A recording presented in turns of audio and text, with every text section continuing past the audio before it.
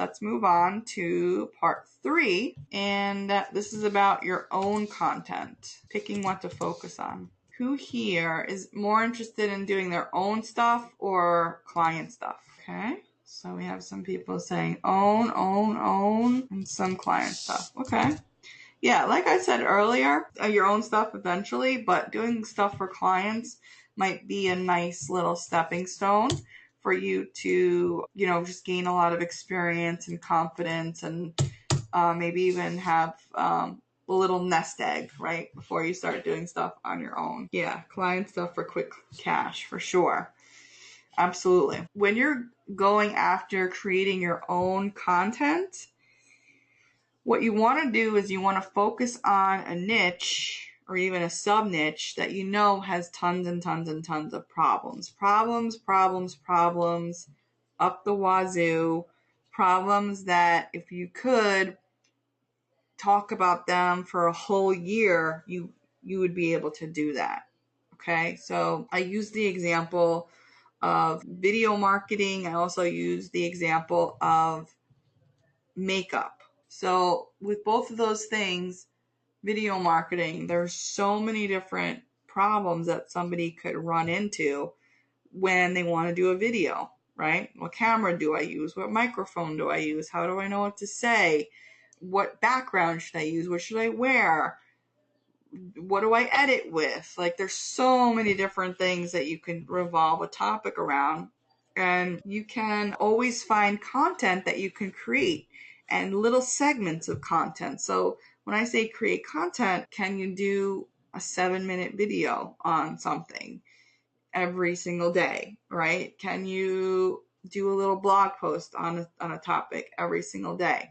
So it's basically like you're picking this topic and you're the expert at it, and you know enough to create your own content around, or if there's aspects that you don't know, you can do the research and you become the expert over time.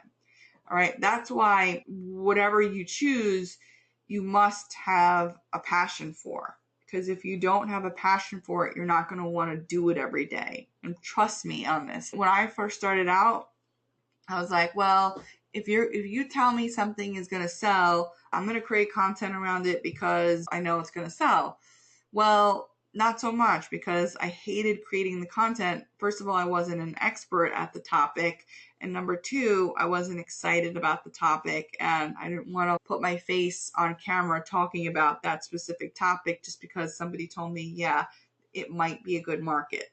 Okay, that's when I didn't know any better. And so I'm trying to help people to avoid that mistake. So talking about video marketing, that excites me because I love doing videos. And I came from a place when I was doing a video, like in front of my camera, my phone, or a regular camera, and I saw the red record button flashing, I didn't know what to say. Okay, that was a big problem that I had. So the only way to solve that problem was to research how to solve it. And over time, not only did I learn and get comfortable with the whole process, but now I'm able to teach other people how to do it, right? So, well, how do you overcome that fear when you're looking at that blinking red light and you need to talk, okay? So there's a whole wealth of problems that go above and beyond people who are scared to even talk, public speaking stuff, things like that.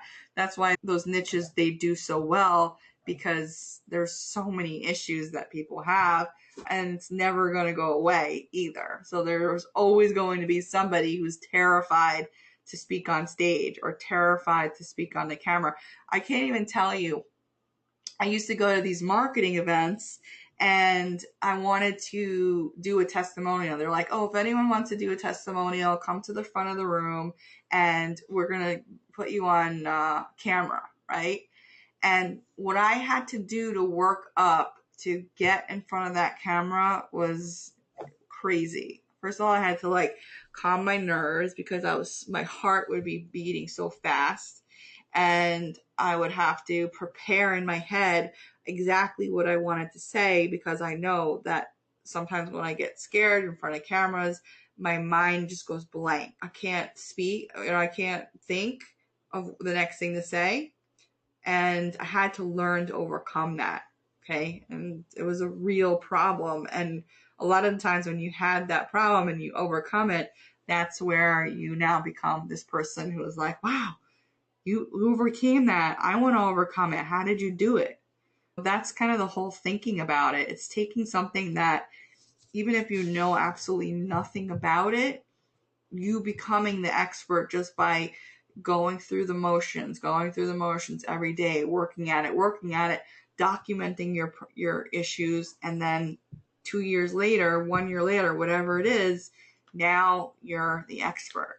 That's where the passion part comes in, because if you don't live and breathe your niche, then it's not going to work, right? It's not going to work. So that's kind of the thinking behind creating your own content. It's not about like, oh, can I create this one book and do it and then create another book on another topic? No, it's, can I create this one book or this one PDF or this one video and just continue to talk about that until I get sick of hearing myself. That's what it is. That's what it's all about. What kind of problems are you going to be known for solving? That's what it is. And then you have to make sure that whatever problem you're solving is a massive problem that people need help with. There's a market for. Are there books already out there? Are there people already selling what you want to do, potentially? Are there people already making money with this system or this niche, right? And there aren't a lot of niches out there, but there are enough. But the very exciting part about going into the niche that there's a lot of competition in is that there's room for more. There's always room for more. There's always room for new people. There's always room for new ideas. There's always room for content, pretty much, because people, when they have a problem, most likely they're not going to just like read one book and be done with it. They're going to read many books. They're going to go online and watch many videos. They're going to buy many products. They're going to try to see different solutions. Oh, this one does it one way, this system. This one does it another way in that system. Well, let me compare and contrast and see which one I like better. Okay, I do that a lot too. I don't just buy one method. I buy different methods because, number one, I want to test it out and see what works the best, and then document my findings and then help other people.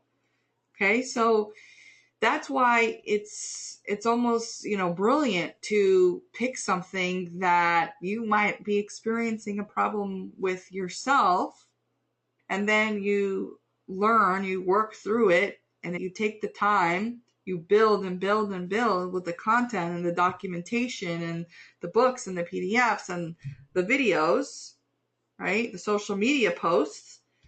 And that's what you start from. Like, so this whole thing, for some people, does it happen overnight? For some people, I'm not going to say it doesn't, but most people have to work at it. Like for me, it took me 2 years. So I needed to do my real job and my internet marketing job at the same time for 2 years. And then I was able to do, after 2 full years, I was able to do the whole content thing 100% of the time. Okay. So what you want to do is you want to keep building and building and building and never stop. Okay. You can't just say, oh, I'm going to do this niche 1 week and then you're going to pick a different niche the next week. That doesn't work. Doesn't work. Yeah. Okay. So Sharon says she doesn't have any idea about, what topic. Nothing comes to mind as in terms of problems and a topic. So let me do this. Niches that make the most money.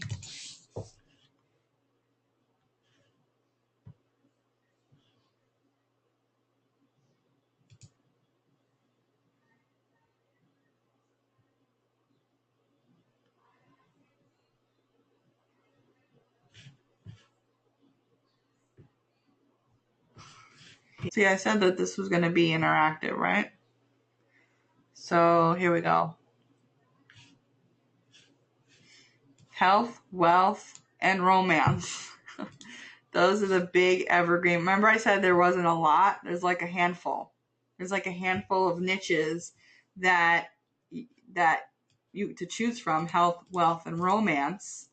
But the thing is that within these big niches are sub niches, right? So if we just took wealth, let me just copy this. You're not doomed, by the way, because this took me years to figure out. So trust me, I know what you're feeling. But you're definitely not doomed. So if we just took wealth, by the way, what niche do you think I'm in?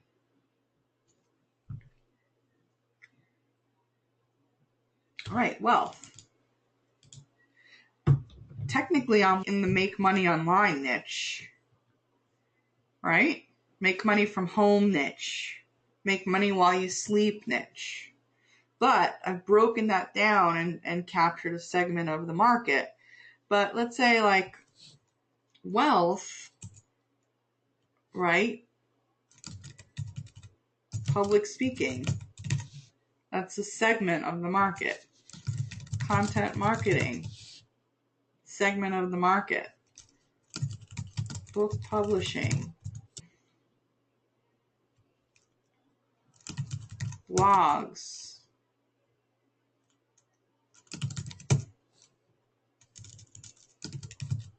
Building an email list.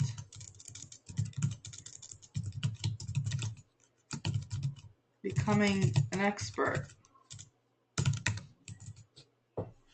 Right? So you just have to do this exercise and write down what little niches are in these three niches.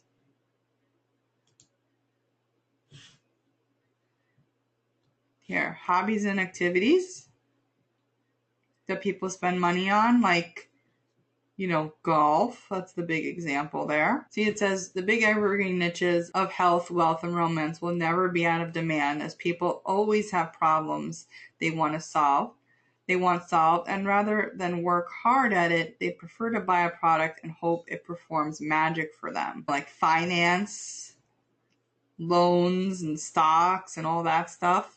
The thing that you really have to keep in mind, though, when you're choosing a niche as well, is that so you need to, make sure people are spending money and make sure you can sell like affiliate products. Because eventually you're going to want to create your own content, but you want to make sure that you, for the most part, can sell other people's products and make money. That's why the make money niche there's a lot of opportunity for us, because there's green checks all over the place, right? People always have problems. There's tons of books. The problem will last forever. It's even recession proof, right?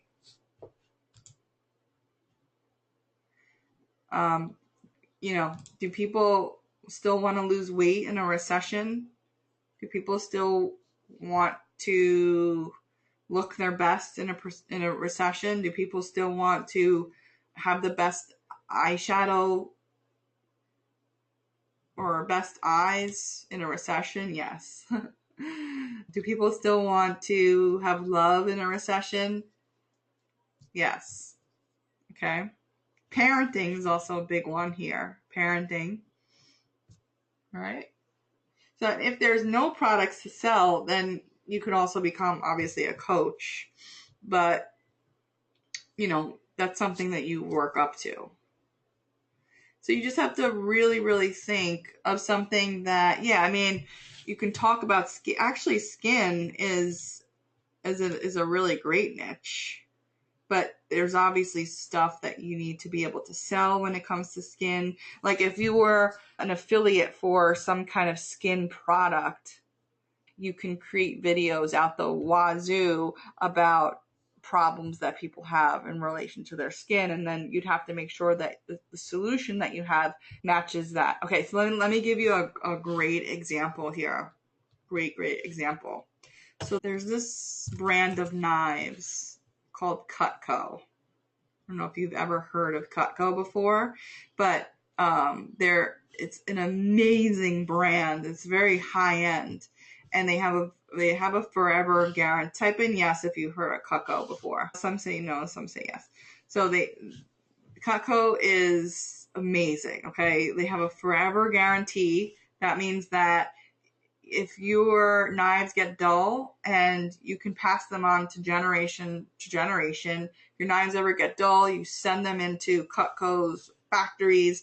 They'll sharpen it for you for free. They send it back. Their stuff is such high quality. They make everything out. Their materials are top notch, and it's just an awesome product.